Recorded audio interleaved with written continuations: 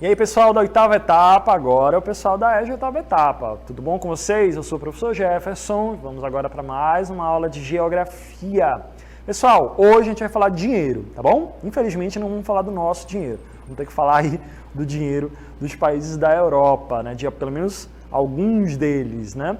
Na nossa aula de hoje, a gente vai falar sobre o euro. Nós estamos estudando aí sobre a União Europeia e uma característica interessante, pelo menos de alguns países da União Europeia, é a presença do euro, de uma moeda única. Então, nessa aula 62, nós vamos verificar informações ali sobre essa moeda, né? esse valor, esses valores que são importantes para alguns países ali desse grupo.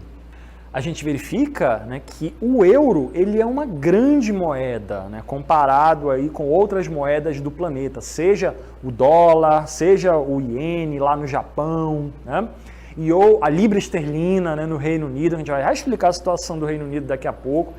Mas a União Europeia, ela, além de ser um grupo de países ali, um bloco econômico, o principal bloco econômico do mundo todo, né, existe uma característica interessante nele, que é a presença de uma moeda única entre alguns países desse grupo. A gente vai verificar então, pessoal, na aula de hoje, sobre o euro, por que essa moeda é tão importante aí, e também outras características da União Europeia. Vamos dar uma olhada, então, que a história do euro ela já é um pouco antiga, né? Ela começou a valer já há algumas décadas, mas o começo mesmo foi o ano de 1999. A gente vai começar a verificar agora aí na tela, né, algumas informações aí, que mostra que em 99 o euro, o símbolo do euro é esse aí que está aparecendo, né? Ele passou a ser adotado como moeda em alguns países da União Europeia. Esses aí que estão aparecendo, né? A Alemanha, o marco, né? A gente verifica aí que temos ali todas as moedas desses países foram substituídas por uma moeda única.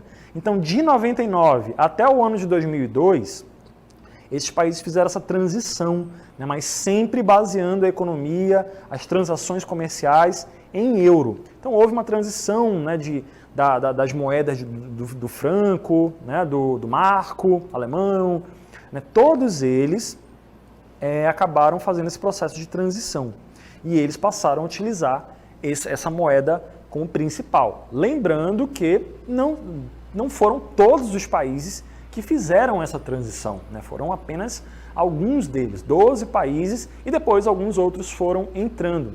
Então, pessoal, a gente tem uma coisa muito importante para separar aqui, tá? O que é a União Europeia do que é a chamada zona do euro, que é basicamente, diferenciando tudo, países que têm o euro como moeda e que estão ou não estão na União Europeia. Vamos ver na próxima tela exatamente esse mapa que mostra exatamente isso. Nós temos os países da União Europeia, mas temos em verde aí os países que têm o euro como moeda. Todo mundo que está em verde aí na tela são países da União Europeia, só que não tem o euro como que tem o euro como moeda, perdão. Portugal, Espanha, França, para comentar aí dos principais, né? Alemanha, a Itália, todos eles alteraram as suas moedas, né, para se tornar pertencente aí à chamada zona do euro. Então tem uma importância aí, viu? União Europeia é uma coisa, são os 27 países da União Europeia. Zona do euro é só esse grupo que aparece aí em verde. Eles trocaram a moeda deles pelo euro. Tem até mesmo alguns países que, como a gente falou ainda agora, fazem parte da União Europeia, mas não trocaram as suas moedas, né? A Dinamarca, né, manteve lá a coroa dinamarquesa, etc., né? O caso do Reino Unido, que nem é mais país da União Europeia, a gente vai falar sobre o Reino Unido daqui a pouquinho, né? Mas já adiantando, o Reino Unido pertenceu à União Europeia durante muito tempo. Reino Unido que a gente costuma chamar de Inglaterra aqui, né? Mas na verdade a Inglaterra é só uma das partes do Reino Unido, né? O Reino Unido, desde quando entrou na União Europeia, nunca quis alterar a sua moeda, sempre manteve a parceria com os países da União Europeia, mas mantendo a sua moeda própria, né, que é a famosa libra esterlina, né? Então, gente, para a gente verificar que tem países que são da União Europeia, mas optaram por não transformar a sua moeda, enquanto isso, né, outros países começaram ali a trocar as suas moedas, são esses que aparecem em verde aí na tela de vocês. Vamos continuar então verificando, como a gente falou, 2002, né, 2002, as notas que aparecem aí na tela, né, elas entraram em circulação mesmo, né? Começaram a valer na zona do euro e até isso acabou atraindo até mesmo outros países, né, outras áreas, outros reinados, outros grupos ali que não fazem parte da União Europeia, mas que transformaram a sua moeda em euro. Né? Andorra, que é uma área ali da Europa também, o Vaticano, que fica dentro da Itália, Mônaco também, que é aquele reinado lá bem pequenininho, e que também trocaram a sua moeda, provavelmente por conveniência, né? Por estarem ao lado de países que têm essa moeda principal, acabaram também substituindo. Pessoal, a característica do euro ela é muito interessante porque você tem ali uma diferença muito grande para outros países aqui da Europa, aqui da América, quem dera, né? Aqui da América, uma diferença dos países ali da América do Norte, que é o fato de você ter uma mesma moeda em vários países. Aqui na América Latina, por exemplo, no Brasil, nós temos o real brasileiro, mas se a gente cruzar a fronteira, a gente vai ter que fazer o câmbio, trocar nossas notas de real por notas de peso. Se a gente for para a Argentina, peso argentino, peso uruguaio, enfim. Né? Se nós formos para os Estados Unidos, tem que trocar o nosso dinheiro pelo dólar americano, né, para poder circular, para poder utilizar, fazer as compras por lá. Né? Então, no caso da zona do euro, não. Essa comodidade existe. Você sai de Portugal, vai para a Itália, a moeda é a mesma. Né? Então, você tem essa característica, como a gente vai ver na próxima tela aí, né? Que é essas vantagens que a presença de uma mesma moeda, pelo menos no período da sua criação, né, lá no começo, em que o euro começou a valer nesses países, existe essa vantagem ainda, que é essa circulação fácil na moeda entre vários países. Então, um viajante, um turista, pode sair, né, de um país e entrar no outro, utilizando a mesma moeda sem a necessidade de ir para a casa de câmbio, por exemplo. Né? Então, o fato de ter muitos países compartilhando a mesma moeda torna essa moeda, aí, o euro, muito importante, né, em relação a outras moedas do mundo. No caso ali do dólar nos Estados Unidos, do iene lá no Japão. Né? Então, quando a gente vai observar as cotações do euro e do dólar em comparação com o real, existe uma diferença muito grande. Né? Como a economia dos países da zona do euro ela é mais robusta, né? A economia dos países da União Europeia ela é mais robusta, porque são muitos países desenvolvidos, então isso acaba fazendo com que essa moeda represente a economia desses países. E quando a gente compara moeda com moeda, a gente consegue verificar como é que está a economia desses países aí, o quanto que aquele país vale tem referência no valor que aquela moeda tem. Né? Que o que a gente consegue fazer essa comparação ali, né? Como a gente consegue fazer essa comparação, é basicamente a partir da chamada taxa de câmbio. Né? A taxa de câmbio é exatamente esse processo de troca de um valor de uma moeda em um país pelo valor de uma moeda em outro país. Então, quando a gente vai de um país como o Brasil, onde a gente mora, e precisa ir para os Estados Unidos, a gente observa claramente que os valores das notas, o valor do dinheiro no nosso país, não é o mesmo do valor de um país como os Estados Unidos. Aquilo, então, é exatamente essa referência que a gente tem na economia mundial, né, que a gente consegue compreender que existem essas diferenças. Determinada moeda tem um valor muito alto em relação à nossa, porque a economia daquela moeda, a economia daquele país é muito mais organizada, muito mais desenvolvida, produz muito mais do que a nossa economia. Houve momentos, né, por exemplo, onde a economia do Brasil, a produção de riqueza do Brasil, a moeda brasileira, era muito próxima da economia dos Estados Unidos. Mas aí, né, decisões foram sendo tomadas, né, que desvalorizou a moeda brasileira, às vezes por decisões mesmo propositais, que acabou fazendo com que a moeda brasileira valha muito menos do que a moeda americana, por exemplo, do que a moeda europeia lá, o euro e as outras moedas europeias. Então, a taxa de câmbio, ela é um fator, ela é um indicador para a gente entender o quanto que está valendo a nossa economia, simplificando bastante assim, o quanto que está valendo a nossa economia em relação a outras nações. A gente vai ver agora, inclusive, nessa próxima tela, um comparativo entre diferentes fatores de conversão ali da nossa moeda em relação a moedas do estrangeiro, de outros países. Em amarelo, a gente está verificando aí, por exemplo, a cotação dessas moedas no dia 12 de maio, né, que é no dia próximo aqui da transmissão dessa aula. $1, para vocês terem a ideia, está valendo aí R$ 5,21 no dia 12. Por outro lado, a libra esterlina, que a gente falou ainda agora, está valendo R$ 7,38. O euro, que é essa moeda aí, né, dos países da zona do euro, da União Europeia, está valendo R$ 6,34. Então, R$1 brasileiro vale bem menos, né, comparado a uma unidade de moeda nesses países aí. Então, quando a gente faz uma conversão da nossa moeda para essas outras 3 moedas ali, o nosso dinheiro vale bem menos. Existem todo um conjunto de fatores para isso acontecer, né? Para vocês terem uma ideia, a gente tem aqui um outro exemplo, que é o caso do peso argentino. Olha só quanto que o real está valendo ali lá na Argentina, né? Quanto que o peso argentino está valendo aqui no Brasil. 5 centavos, pouco mais de 5 centavos. Então isso significa o quê? Que a nossa moeda brasileira, ela vale bem mais do que nos países aí vizinhos nossos aqui, né? Isso representa o quê? A economia brasileira, ela tem uma estrutura maior, ela tem um valor maior do que em países vizinhos aqui na América Latina. Então observem que a taxa de câmbio, a moeda dos países, ela faz referência direta, né, à quantidade, à riqueza, à importância econômica, à relevância econômica desses países. E no caso do euro, a gente observa claramente ali que é uma das moedas muito fortes, né, na economia mundial. Tanto é que para a nossa moeda aqui, o euro ele vale muito, né, ele vale demais, né, em comparação com as notas de real, ok? Então o fator de conversão acaba sendo bem mais complexo nesse sentido. Pessoal, verificamos aqui sobre a moeda europeia, né? O euro, que está presente em vários países aí da União Europeia, lembrando que não são todos, né? Tem a União Europeia e tem os países da zona do euro, existe essa diferença, né? Mas a União Europeia, como a gente sabe muito bem, ela é composta por 27 países. Até um tempinho atrás eram 28, né?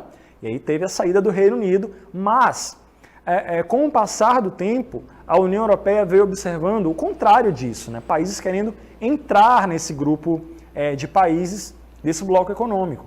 A gente vai observar agora alguns critérios para um país poder entrar na União Europeia. Durante muito tempo, isso foi sendo seguido, alguns países foram entrando nesse grupo, tem países querendo entrar ainda, né, nesses países, e existem, como a gente vai ver nessa tela aí agora, né, alguns critérios para entrar nesse grupo. Possuir eleições livres, ou seja, tem que ser um país democrático, nada de ditadura, nada de país autoritário, nada de governo autoritário, tem que ser um país democrático, né, com eleições livres e periódicas. Uma economia consolidada, né, não pode ser um país subdesenvolvido para entrar nesse grupo, né, tem que ter pelo menos ali uma relevância econômica num nível próximo, né, do que o grupo de países que já existem na União Europeia. Outro fator importante, direitos humanos, né? A questão de acesso ali ao respeito, direitos iguais para os sexos, contrário ali a terrorismo e etc. Então, também é um fator muito importante, né, para essa relevância ali nesses países. Então, país, por exemplo, a gente vai ver daqui a pouco o caso da Turquia, né? Tem ali países que têm problemas relacionados a direitos humanos, tem problemas sérios ali para se manter nesse grupo. Como a gente sabe, tem países querendo entrar, né? Tem aí uma série de países que já deram ali, fizeram as suas entradas, principalmente países da Europa Oriental, né? Estão querendo entrar bastante. E tem um país que está muito próximo, né, de entrar, né? Embora o Reino Unido tenha saído, mas tem um país que quer muito entrar, né? Já fez várias modificações ali para entrar nesse grupo, mas até agora não conseguiu, que é a Turquia. A gente vai entender agora, né, por que a Turquia. A Turquia é um país que ele é europeu, né? A gente sabe que já estudou por aí que a Turquia ela tem duas partes, né? Tem uma parte da Turquia que é europeia, está bem conectada ali com os países da Europa Oriental, do sul da Europa, só que a Turquia também tem uma parte lá no Oriente Médio, né, que é uma parte da Ásia. E isso é um problema, porque a Europa considera a Turquia um país muçulmano, né? Um país que tem ali, que fica lá naquela área do Oriente Médio e tem uma série de problemas com relação a isso. A maioria da população de origem islâmica, enquanto, né, nos países da União Europeia o foco é muito mais países cristãos, protestantes, né? Tem toda uma diferença nesse sentido. A Turquia ela faz referência muito à questão religiosa, é muito forte, né? Isso acaba levando em consideração também algumas limitações que a sociedade tem baseada em religião. Esse é um fator negativo para a Turquia nesse sentido, e vários outros fatores econômicos principalmente, que dificultam a entrada da Turquia nesse grupo. Então tem problemas econômicos, tem problemas políticos também, e sociais, né? Também, que dificultam um pouco a entrada desse país. Bom, a Turquia está querendo entrar, né? Mas o Reino Unido queria sair, né? Quis sair e saiu, né? Aconteceu aí o que o mundo inteiro batizou de Brexit, como a gente vai ver aí na tela, né? Que é a saída do Reino Unido. O nome Brexit, né, faz referência à Bretanha, né? A BR faz referência à Bretanha, e exit é a palavra saída em inglês. Então a gente observa que o processo de saída do Reino Unido da União Europeia, ele começou ali por volta de 2016, consolidou em 2017 e terminou agora em 2021, né? Onde essa aula está sendo transmitida. Então foi um período muito intenso de negociações, né, no parlamento britânico. Como a gente vai ver na próxima tela, as preocupações eram exatamente essa desunião que pode acontecer com os países da União Europeia. Como a gente sabe, a União Europeia é um grupo de países que tem parcerias econômicas entre si. Então, a diminuição de taxas alfandegárias, por exemplo. Com a saída do Reino Unido, isso acaba gerando um problema, né, que vai ter que renegociar todos os tratados ali por valores maiores, né, porque o benefício do bloco econômico é ter preços menores ali na negociação comercial entre os países, mas como o Reino Unido saiu do grupo, vai ter que pagar mais, né, vai ter que comprar com valores maiores desses outros países, né? Igual como é aqui no Brasil, para comprar coisas da Europa, tem todos os impostos envolvidos, né? No caso do Reino Unido, acontece a mesma coisa. Então vai ter que ter toda uma renegociação, está tendo toda uma renegociação nesse sentido. Esse é o primeiro ano do Reino Unido fora da União Europeia, então ainda tem muita coisa para ser analisada, né? Porque vai gerar um prejuízo tanto para a União Europeia, que perdeu aí uma das maiores economias do mundo, que é o Reino Unido, quanto para o Reino Unido, né, que perdeu essa parceria econômica ali, né, de redução de tarifas, etc., com relação aos tratados comerciais e até mesmo a população, né, a organização econômica ali e social, de transição de pessoas do Reino Unido para outros países. Tem uma série de limitações nesse sentido que a gente ainda está observando. O que está acontecendo aí e o que vai acontecer ao longo desse tempo. Finalizamos a aula de hoje. Vamos agora para a nossa DLI.